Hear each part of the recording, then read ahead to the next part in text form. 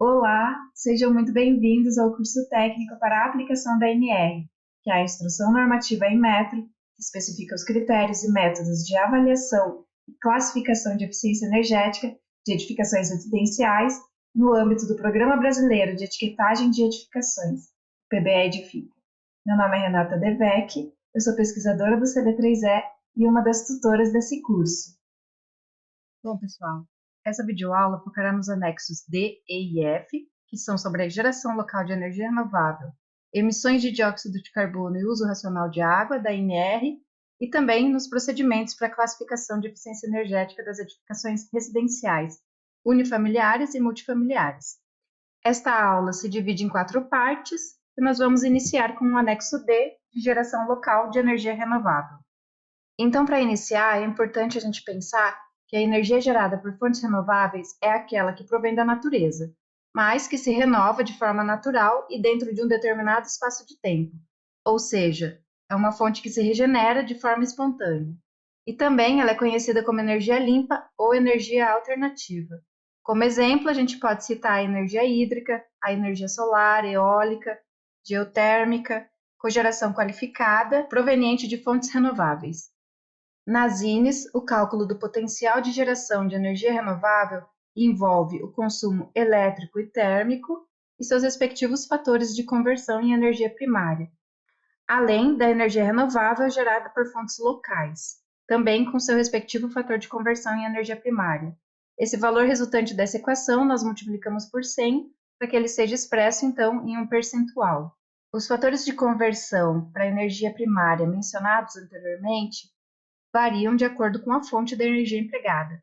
Então, nós temos um valor correspondente para cada um desses fatores de conversão. E eles podem ser encontrados tanto no site do PBE Edifica, quanto no item 8, tabela 8.1 da NR. É importante destacar que para o cômputo e desconto na classificação geral da Etiqueta Nacional de Conservação de Energia, o sistema de geração local ele tem que estar instalado na edificação avaliada ou ele tem que estar localizado no mesmo lote dessa edificação. Os sistemas, eles também devem estar conectados ao relógio medidor de energia da edificação ou parcela da edificação a qual atendem, e esse valor de energia gerada por meio do uso de fontes renováveis ao longo de um ano tem que ser estimado e comprovado por meio do laudo técnico do projetista, entregue no momento da solicitação da etiqueta. A partir das INES, é possível classificar ainda a edificação que possui geração local de energia renovável em NZEB, que são as edificações de energia quase zero, e em EEP, que são as edificações de energia positiva. Essas edificações de energia zero ou quase zero são aquelas de alto desempenho, que combinam estratégias de eficiência energética e de geração de energia renovável. Então, para que uma edificação possa receber a classificação NZEB ou EEP, é necessário que ela seja uma edificação de classificação geral A e sem considerar a geração local de energia renovável, que é essa classificação que está abaixo aqui na etiqueta. E a classificação NZEB ou EEP depende também da demanda de energia atendida por meio da geração local anual. Então, as edificações de energia quase zero são aquelas que produzem entre 50% e 100% da demanda energética anual da edificação, e as edificações de energia positiva são aquelas que produzem mais do que 100% da demanda energética anual. Então, toda vez que uma edificação é classificada em NZEB ou EEP, a gente tem essa sinalização aqui logo abaixo da classificação geral da edificação, que considera a geração local. Mas, lembrando mais uma vez, para que ela seja elegível a essa classificação de EEP ou de NZEB, essa classificação sem a geração local de energia renovável tem que ser equivalente a A. Seguindo-se com a aula, nós passamos agora para a determinação das emissões de dióxido de carbono, que são os métodos descritos no anexo E da NR. E iniciando com uma contextualização geral sobre a importância da avaliação das emissões de CO2, o que eu destaco aqui é que no Brasil, embora grande parte da matriz energética seja renovável, o consumo de energia cresce mais do que a geração energética por fontes renováveis. O carbono, na forma de CO2, é um dos maiores agentes do efeito estufa na Terra, já que é responsável por reter o calor irradiado na atmosfera, impedindo assim a sua dissipação. E aí, tratando-se das INES, especialmente do anexo E, é importante destacar que o cálculo das emissões de CO2 incorporado na primeira página da etiqueta considera apenas a operação das edificações, já que as emissões estimadas baseiam-se somente no consumo de energia elétrica e térmica da edificação. Então, nós não consideramos na INE as emissões relacionadas ao ciclo de vida, que seria a parte de materiais e de descarte da edificação. Um outro ponto é que a estimativa de redução ou de acréscimo das emissões de CO2 baseiam-se na relação entre o consumo de energia para determinada atividade e os fatores de emissão, que fazem a relação entre a quantidade de energia consumida num espaço de tempo e o montante de poluentes emitidos nesse mesmo período. No caso das INES, essa estimativa é anual, e isso está alinhado com a estimativa de consumo de energia, que também tem a unidade em kWh ano. Então, da mesma forma como a gente faz com a classificação de todos os sistemas da INE, a determinação das emissões de CO2 também é feita a partir da comparação entre a edificação na sua condição real e a condição de referência. É a partir desses valores obtidos para ambas as condições que a gente determina o percentual de acréscimo ou redução da emissão de CO2. Então, para isso, nós calculamos as emissões para a condição real e condição de referência com base nos fatores de emissão de carbono para as fontes elétrica e térmica. Então, percebam que aqui o fator que nós utilizamos é o de emissão de CO2. Nós temos também o fator de conversão em energia primária e não podemos confundir os dois. Então, na edificação real, a gente desconta a geração local de energia renovável sempre que existente. Para a condição de referência, o cálculo é semelhante. Então, a gente tem aqui o consumo de energia elétrica, o fator de emissão, e a gente divide esse valor por 1000. Lembrando novamente que sempre na condição de referência, o nosso consumo de energia é elétrico. Nós não temos consumo de energia térmica na condição de referência. O fator de conversão, segundo a fonte de energia, ele pode ser consultado nas tabelas da ANR. Tem também, como eu falei anteriormente, o link disponibilizado no site do PBA Edifica, mas é interessante lembrar aqui que no site do PBA Edifica, nós disponibilizamos também um relatório de desenvolvimento e atualização dos fatores de conversão em energia primária e de emissões de CO2. Esse relatório ele vai ser atualizado em intervalos de 5 anos. Aqui nessa tabela, nós temos os valores de referência a serem adotados para o cálculo das emissões de dióxido de carbono. Então, de forma geral, para a condição de referência, temos sempre o consumo de energia elétrica. E aqui temos que lembrar que não deve ser considerada a geração local de energia renovável. Já para a condição real, nós vamos considerar sempre os consumos conforme projeto ou condição existente na edificação construída. Com os valores referentes à emissão total de dióxido de carbono da edificação nas condições real e de referência, nós determinamos então o percentual de redução ou acréscimo de emissões. Então, se o resultado do percentual for positivo, nós temos um acréscimo das emissões totais. E se esse valor for negativo, nós temos um decréscimo. Embora trate-se de um valor informativo, é importante dizer que a redução ou o acréscimo das emissões de CO2 deve necessariamente ser calculado e informado na ENSE, mesmo que seja um valor igual a zero. O próximo anexo informativo trata do uso racional de água em edificações, que é o anexo F da NR. Este também é um anexo de caráter informativo e ele não altera a classificação de eficiência energética final da edificação, mas o que a gente deve lembrar é que ele é parte da primeira página da etiqueta, então ele deve ser informado. A redução do consumo de água da edificação é obtida sempre que nós consideramos o uso de estratégias economizadoras, como a utilização de equipamentos economizadores, a reutilização da água pluvial e até mesmo pelas estratégias comportamentais dos ocupantes da edificação. Para o cálculo da redução do consumo de água, a equação envolve os consumos anuais de água da condição real e de referência, e caso exista a oferta de água não potável da edificação, como no caso do aproveitamento de água da chuva, nós reduzimos esse valor do consumo real, pois essa oferta trata-se de uma estratégia de redução de consumo, e, portanto, a gente só considera na edificação em sua condição real. Além disso, nós temos na equação o consumo anual de água, que é o valor referente à edificação real, em litros ao ano, o consumo anual de água referente à edificação na sua condição de referência, e quando a gente multiplica esse valor por 100 ao final, a gente expressa ele em percentual. Para a determinação do consumo de água Isso tanto para a condição real quanto para a condição de referência, o que a gente pode observar aqui é que a equação é a mesma.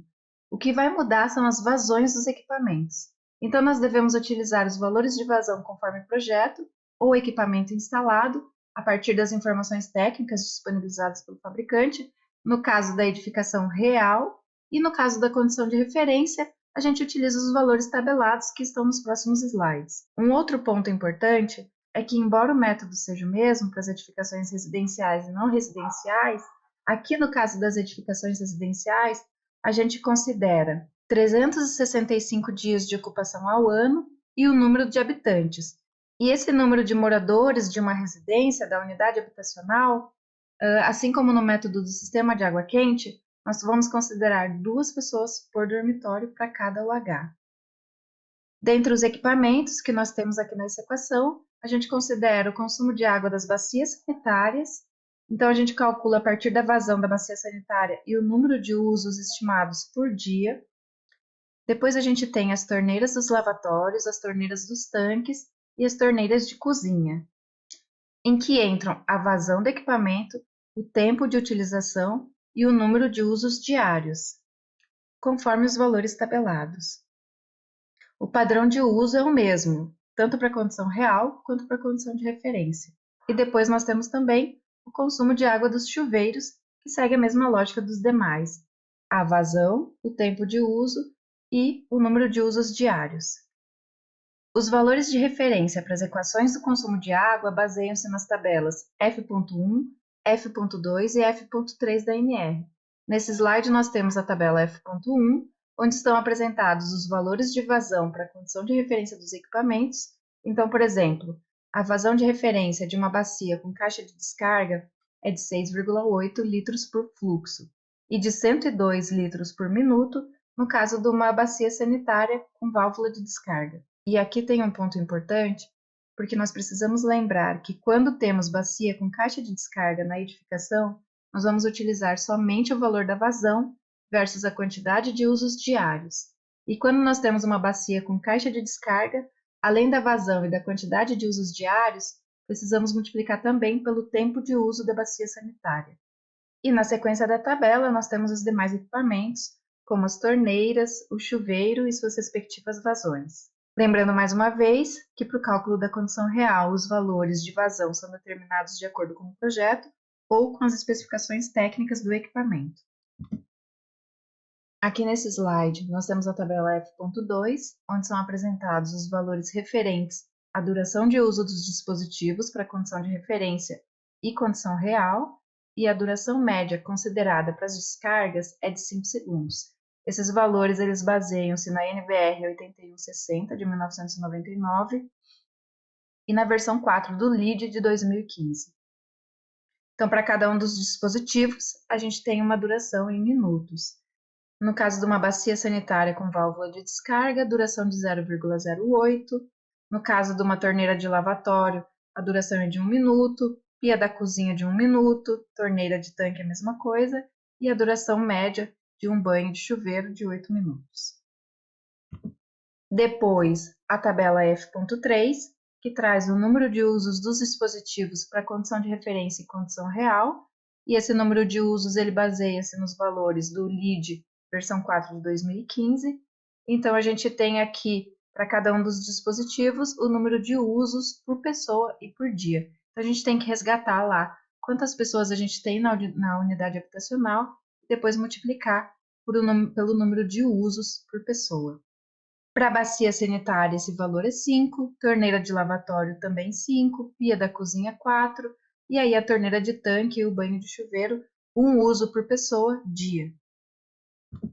E para encerrar o conteúdo dessa videoaula, nós vamos passar para o método de classificação de eficiência energética geral da unidade habitacional, que está descrito também de forma mais detalhada no item 8 da NR. Bom, avaliados então todos os sistemas individuais da unidade habitacional, nós passamos para a classificação geral dessa edificação. E essa classificação ela tem que ser realizada também por meio do percentual de redução do consumo estimado de energia primária e a comparação entre a edificação real com a edificação na sua condição de referência.